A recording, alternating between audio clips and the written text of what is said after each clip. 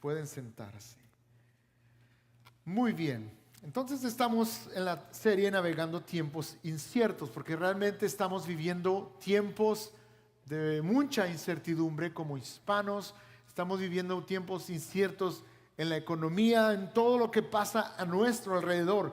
Pero de algo sí estamos seguros, iglesias, que Dios siempre está con sus hijos. Dios siempre está con su pueblo. Él nunca nos ha dejado, ni nunca lo hará. Y esta serie de mensajes está basada en la vida del profeta Elías. Y vimos al principio, manera de repaso, que la nación está pasando por un momento de crisis económica. El país estaba pasando una crisis económica, ya que no había llovido por más de 3 años. Y vemos que a pesar de esa crisis, de esa incertidumbre que el pueblo, la nación está pasando, Dios no deja desprovisto a su siervo, el profeta Elías. Le manda alimento por medio de unos cuervos, le da agua por medio de un arroyo que está pasando ahí a la orilla. Y vemos que después este arroyo se seca, pero Dios provee a su siervo por medio de una viuda. Le dice: ve a la casa de tal persona y a través de eso yo voy a bendecir tu vida. Y vimos que Dios usa los instrumentos terrenales para bendecirnos, pero lo más importante es poner nuestra confianza en Dios. De Él vienen todas las cosas, porque tu trabajo se puede acabar, tu economía se puede ir, pero hay alguien que siempre va a estar ahí para nosotros, y es nuestro Dios, el Dios Todopoderoso. Y vamos a poner siempre nuestra mirada en Él. Por eso la Escritura dice en Mateo 6:33: mas buscad primeramente el reino de Dios y su justicia, y todo lo demás, ¿qué dice? Vendrá por añadidura. Después vimos que debemos orar sin cesar, porque Elías clama a Dios hasta que Él le responde.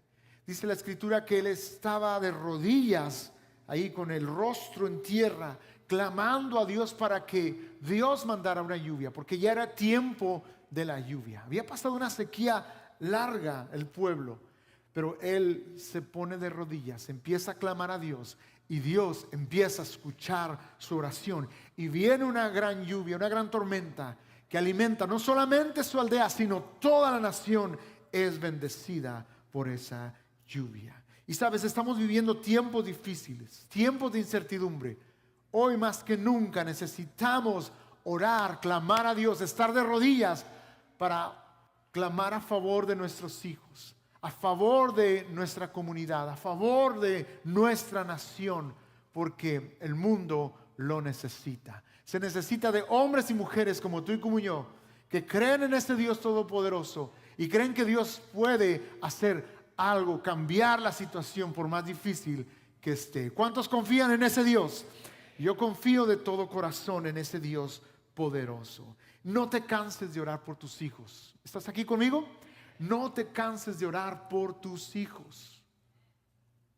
El mundo los quiere arrebatar, no los quiere arrebatar, pero no lo vamos a permitir, porque es mayor el que está con nosotros. ¿Tú lo puedes creer? En ese Dios confiamos, en ese Dios que puede hacer que nuestros hijos se vuelvan a Él también. Luego el domingo pasado hablábamos de la crisis existencial. Elías, después de esa gran victoria que tiene, él cae en una especie de depresión, pidiéndole a Dios que él quiere morir. Y se sentía solo, se sentía que la vida ya no tenía sentido. Y hablábamos de que muchas veces tú y yo estamos en esos tiempos en nuestra vida donde creemos que ya no podemos seguir adelante. Estamos en esas cuevas emocionales. Hablábamos de que Elías estaba en una cueva, pero muchas veces nosotros estamos en cuevas emocionales donde pasamos, como todo ser humano, pasamos por ahí.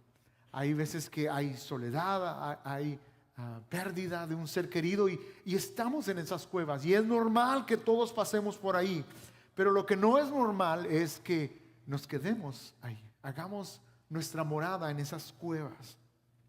Y una manera de salir de esas cuevas, decíamos, es a- a- atendiendo a los planes, los propósitos que Dios tiene para nuestras vidas. Y esos propósitos son de servir a otros. Amar a Dios primeramente, pero también servir a otros. Y a través de eso vamos a salir de esas cuevas emocionales de nuestras vidas.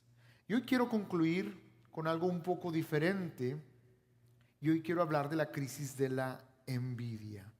Y este tema no es muy hablado, pero vamos a ver qué tan común es y qué tan importante es vencer la envidia en nuestras vidas. Y para esto quiero que vayamos a 1 Timoteo capítulo 6, verso 6, que va a ser nuestro pasaje clave para este mensaje. Dice así la palabra de Dios: ahora bien, la verdadera sumisión a Dios es una gran riqueza en sí misma. Cuando uno está contento con lo que tiene, verso 7, después de todo, no trajimos nada cuando vinimos a este mundo, ni tampoco podremos llevarnos, ¿qué dice? Nada cuando lo dejemos. Verso 8, así que si tenemos suficiente alimento y ropa, estemos, ¿qué dice? Contentos. ¿Estemos qué? ¿Cuántos están contentos? Y unos dicen, sí, más o menos, pastor. Ok. Este pasaje nos habla de contentamiento, de estar contentos con lo que tengo, estar satisfecho con lo que Dios me da. Y quiero primero decir que el contentamiento honra a Dios. Contentamiento honra a Dios porque es una manera de reconocer que en Dios tengo todo lo que necesito. Como dice el salmista, el Señor es mi pastor, tengo todo lo que necesito. La Nueva Traducción Viviente. La 60 dice, el Señor es mi pastor y nada me faltará. Es la misma idea, pero me encanta como dice, tengo todo lo que necesito. Si tú tienes a Dios, lo tienes todo. Pero si no tienes a Dios, no tienes nada. Puedes tener una troca ahí bien hermosa afuera, una GMC negra del 2025, y qué bueno que la tengas. Pero si no tienes a Dios, no vas a ser feliz, créelo. Entonces, aquí nos habla de vivir en ese contentamiento. Fijar la mirada en los tesoros reales que tenemos tú y yo en Cristo Jesús. Entonces apunta ahí, el contentamiento, al tener lo esencial, nos ayuda a disfrutar más de la vida. Nos ayuda a disfrutar, ponle, más de la vida. Y a mí me pasa, yo creo que a todos, en el apuro, en el afán, a veces no saboreamos de las bendiciones sencillas y pequeñas de la vida. Y quiero animarte que el día de hoy te detengas un tantito y puedas reconocer lo bueno que Dios ha sido en tu vida. Por eso quiero hablar del enemigo mortal del contentamiento, que es la envidia. Entonces, ahora, ¿qué tan común y peligrosa es? Si crees que esto no es tan importante, déjame decirte que sí, porque ahí en el libro de Génesis encontramos muchos ejemplos. Déjame darte algunos ejemplos. Por decir, leemos la historia de Caín y Abel. ¿Recuerdas esa historia? Caín tuvo envidia de Abel porque Dios aceptó más la ofrenda de Abel, el sacrificio que Abel ofreció, y Caín se llenó de enojo, de ira, de envidia. ¿Y qué fue lo que hizo Caín? ¿Recuerdas? Mató a su hermano.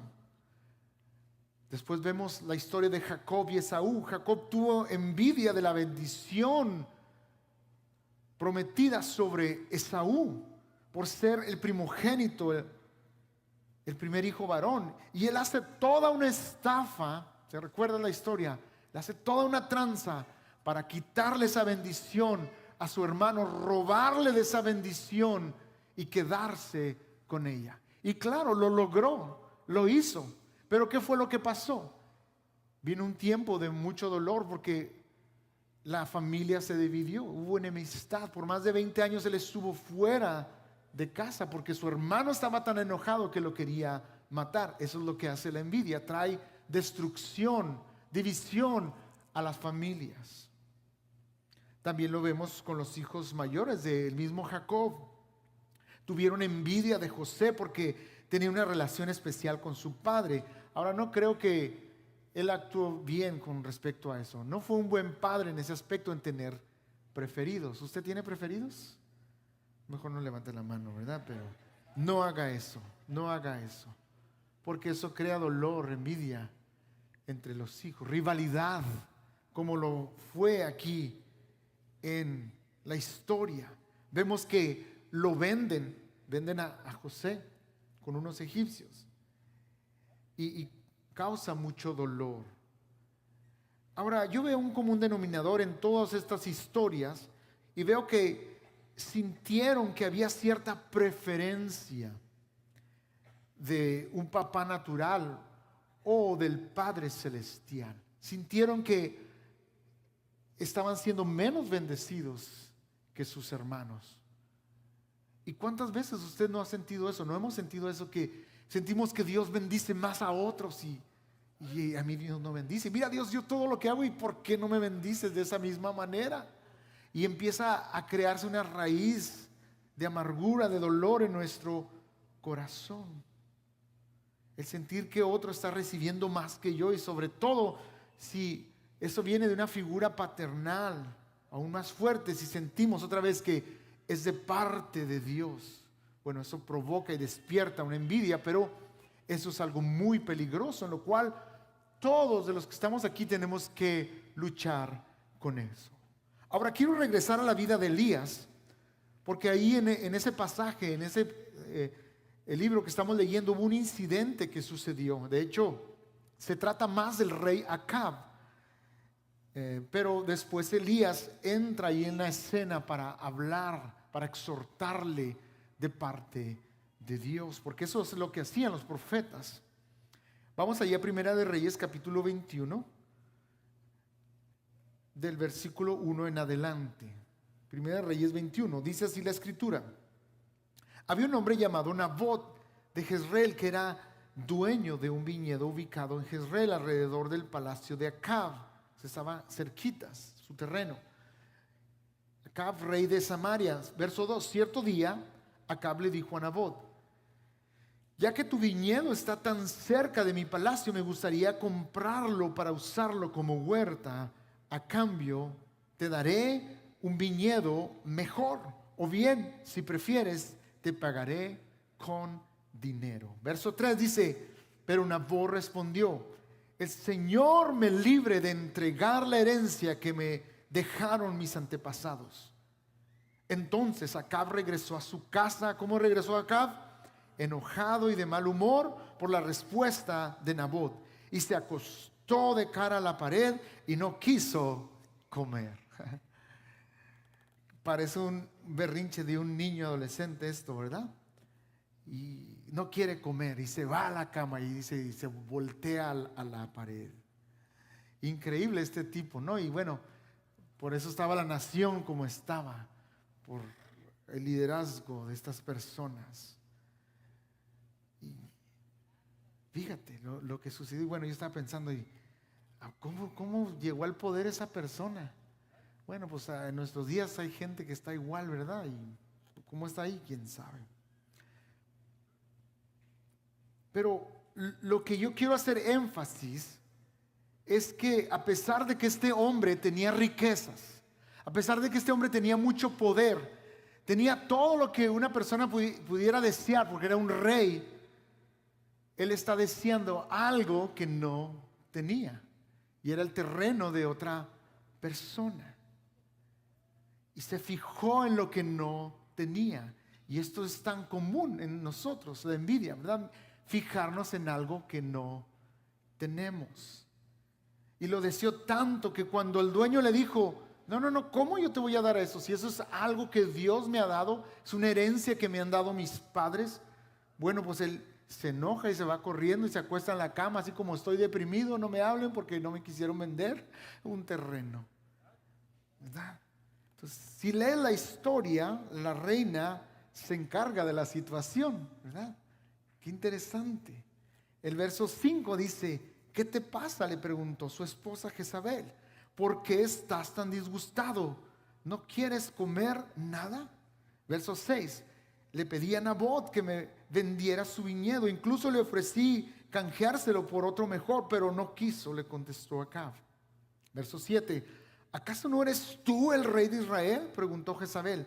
Levántate y come algo, no te preocupes por eso. Yo te conseguiré el viñedo de Nabot. Ándele. Si no se pone las pilas usted, yo sí lo hago. Wow, qué valiente la mujer, ¿verdad? Con una energía masculina muy marcada ahí, ¿verdad? Y luego el hombre una energía femenina muy marcada. Qué triste, ¿verdad? Eso. Yo quiero hacer un pequeño paréntesis en esto. ¿Sabes? Porque hombres, Dios a ti y a mí nos ha dado la autoridad para dirigir nuestros hogares. Y muchas veces estamos esperando que la mujer haga todo por nosotros. Ay, lo que tú quieras, mi amor, sí, ¿verdad? Y no me malinterpretes con eso. Dios les ha dado también algo especial a las mujeres.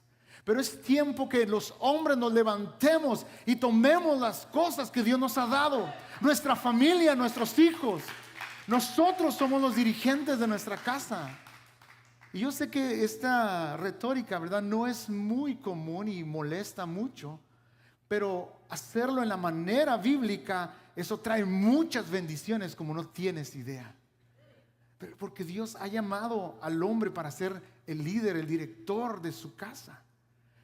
Ahora no estoy diciendo la mujer no lo puede hacer. Hay mujeres que dirigen bien su casa, donde hay madres que están solas. Gloria a Dios por eso, porque Dios les da esa capacidad.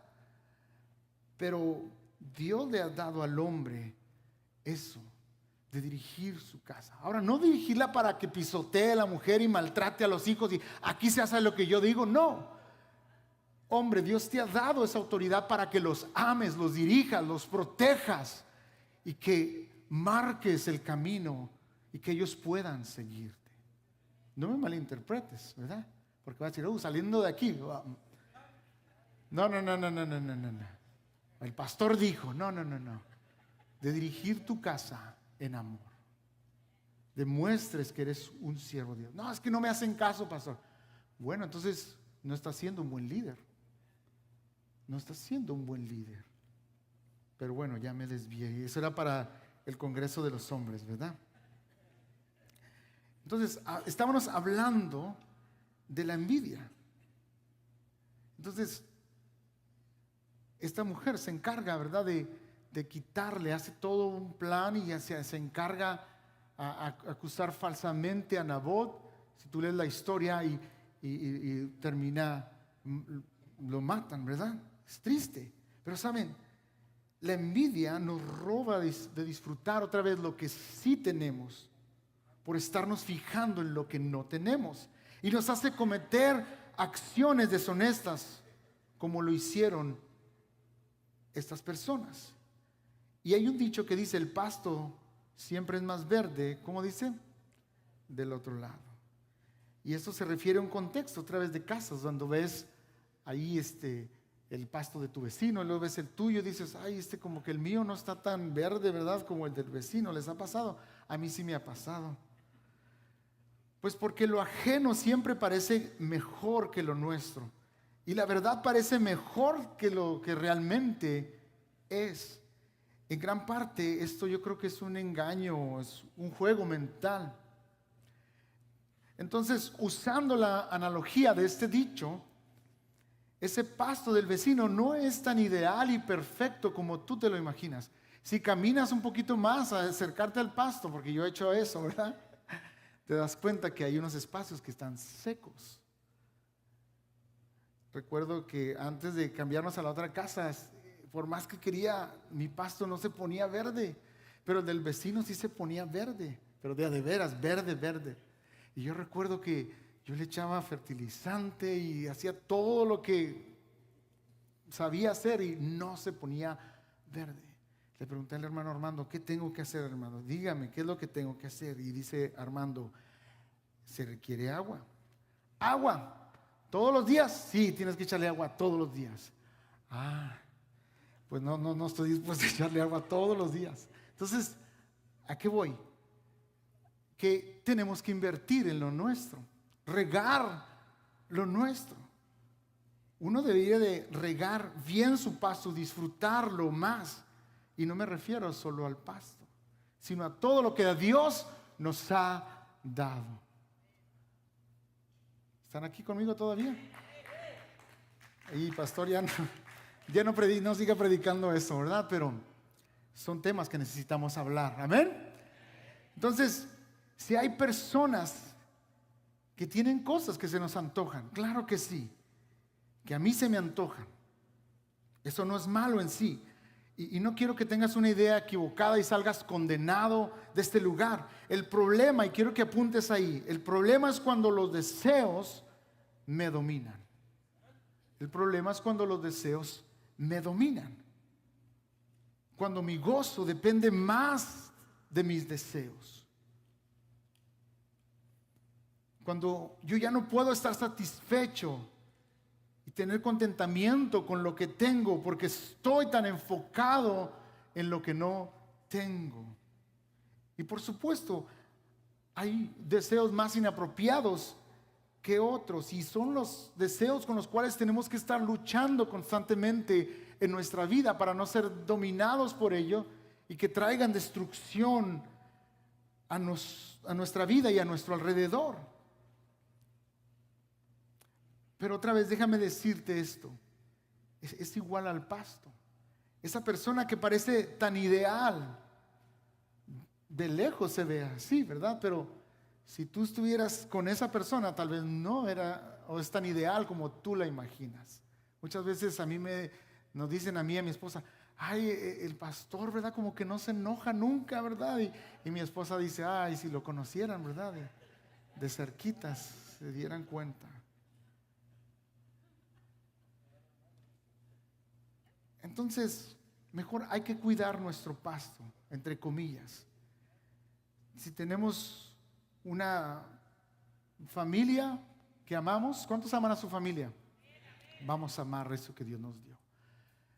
Si tenemos una casa, lo que Dios te ha dado, un hogar, un trabajo, vamos cultivando. Tenemos una amistad, vamos cultivando esas amistades, en vez de estarnos fijando en algo que no tenemos. Ahora, este es un asunto del corazón. ¿Lo entienden ustedes así? Es un asunto del corazón que vamos a estar luchando toda nuestra vida. Y digo, vamos, porque yo me incluyo en eso. Proverbios 14:30. Fíjate lo que dice Proverbios 14:30.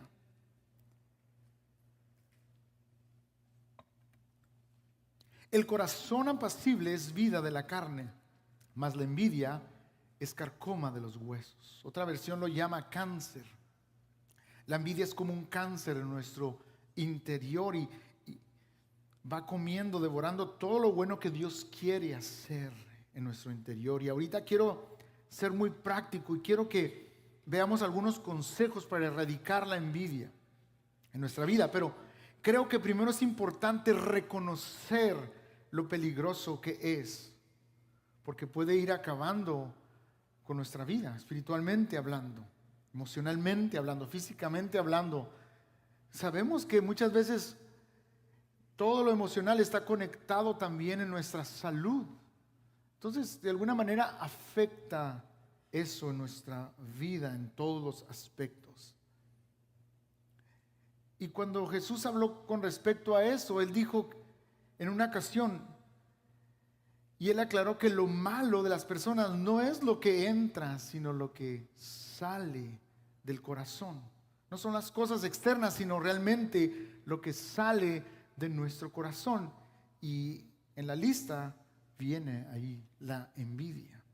Así que, familia, hoy quiero animarte. Apunta ahí, no dejes, o más bien no des lugar en tu corazón, en tus pensamientos, a la envidia y codiciar lo ajeno.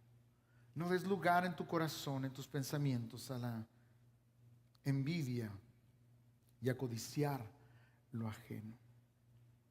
Porque eso no honra a Dios y puede terminar destruyendo tu vida y tu familia, como lo vemos en la vida de Acab. Fíjate, si seguimos leyendo la historia en 1 Reyes 21, verso 16, dice, entonces Acab bajó de inmediato al viñedo de Nabot para tomarlo en posesión. Verso 17, pero el Señor le dijo a Elías, ve a encontrarte con el rey Acab de Israel, que gobierna en Samaria.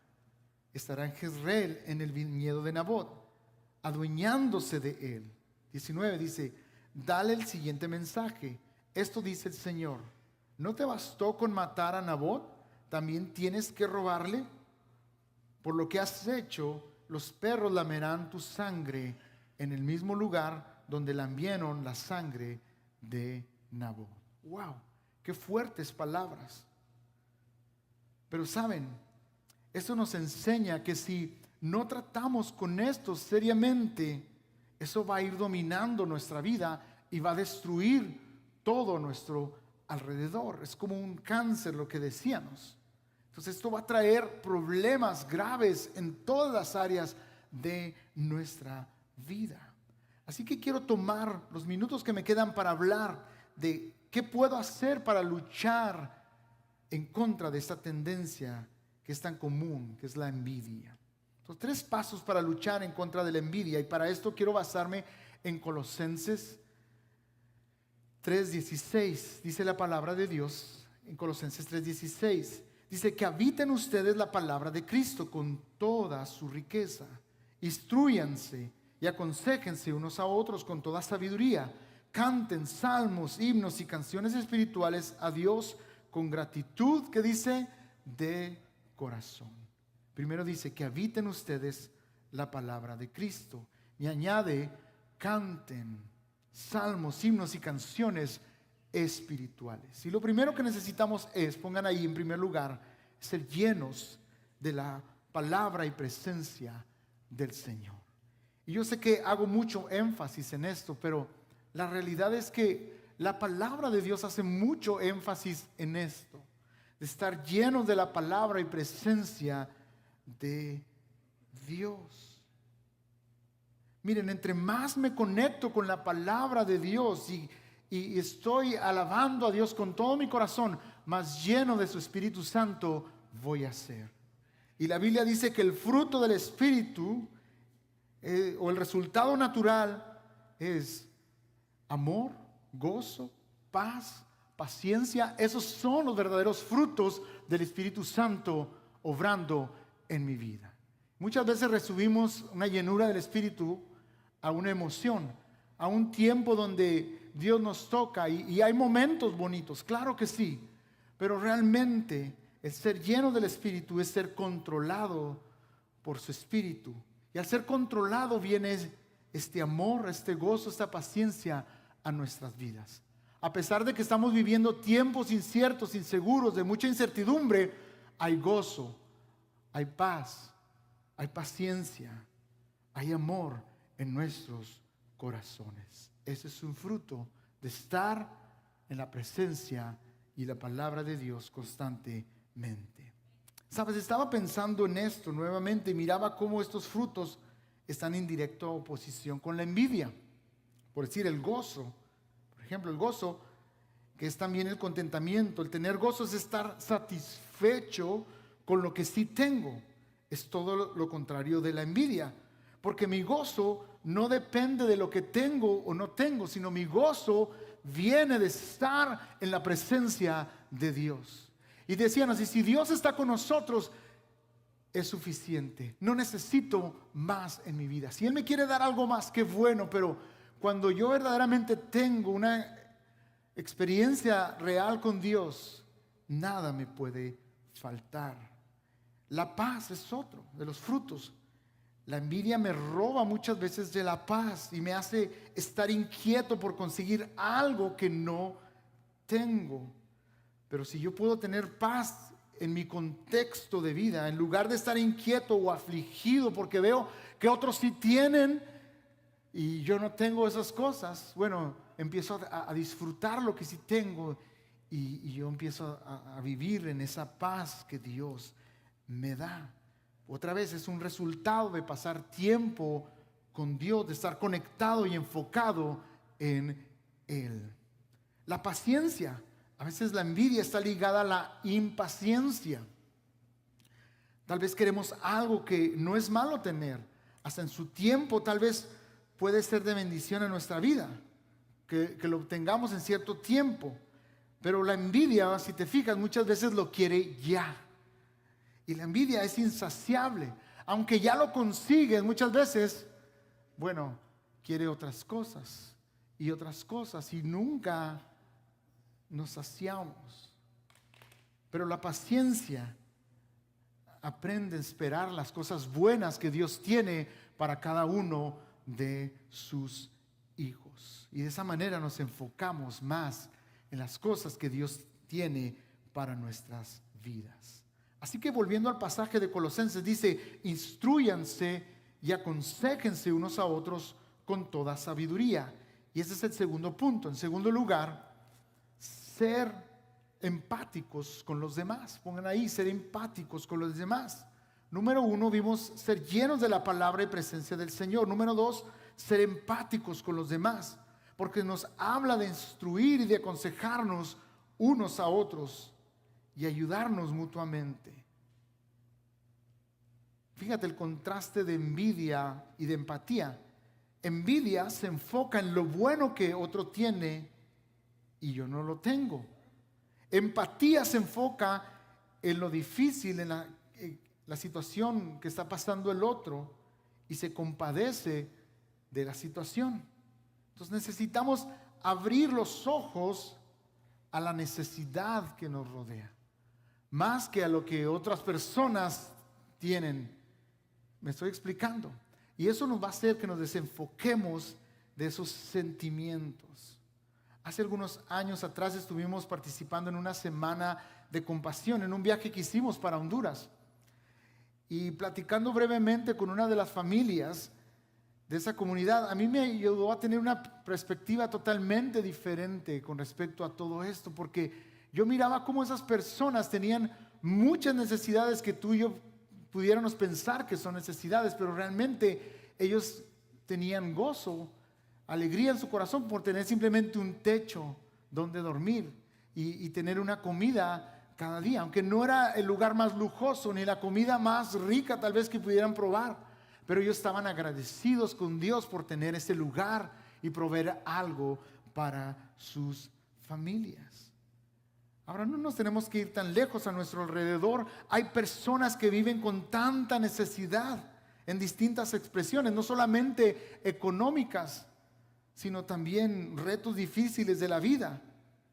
Y saben, el gran mandamiento es amar a Dios con todo nuestro corazón, pero también amar a nuestro prójimo, dice la Escritura, como a nosotros mismos. Entonces, al enfocarnos en la necesidad de otros, se va a desvanecer de nosotros, se va a ir de nosotros el sentimiento de la envidia. Ahora la pregunta es: ¿cómo puedo amar a las personas que tienen más que yo? Pues primeramente yo necesito ver a esas personas como Dios las ve. Si Dios les da esas cosas es porque Dios así lo ha placido, ¿no es así? Entonces yo lo único que tengo que hacer es reconocer que Dios bendice a cada quien como Él quiere y como a Él le place. Pero yo estar contento, satisfecho con lo que Dios me ha dado hasta este momento. Ahora, en tercer lugar, dice el versículo, volviendo al pasaje, dice que hagamos todo esto con gratitud de corazón. En tercer lugar, pongan ahí ser más agradecido.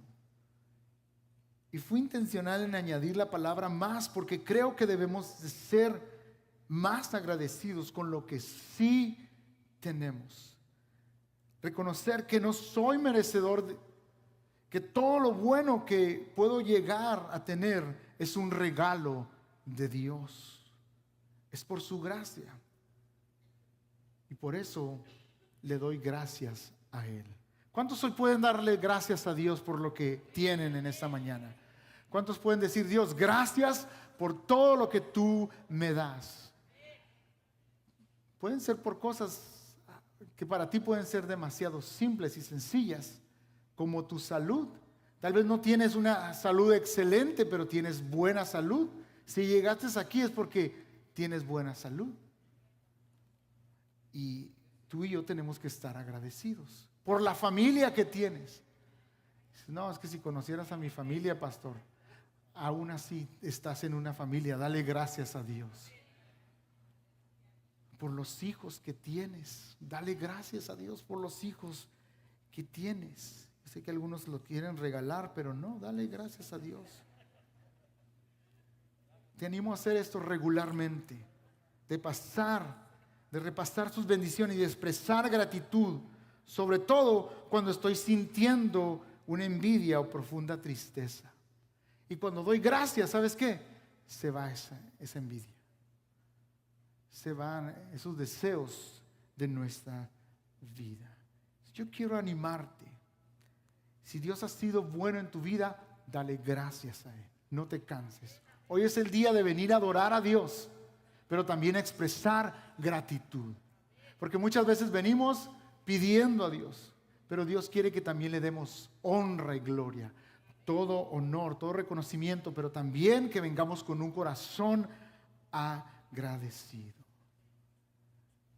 Porque yo creo que el regalo más grande por sobre todos fue la salvación de nuestra alma, el perdón de nuestros pecados.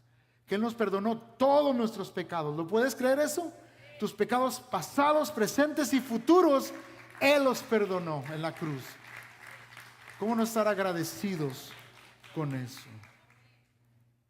Y sabes, Jesús nos mostró, fue nuestra máxima inspiración para ser agradecidos. Él en todo momento daba gracias al Padre. Y tú y yo tenemos que estar agradecidos en todo momento. Que nunca se te olvide eso. ¿Por qué no cierras tus ojos por un momento?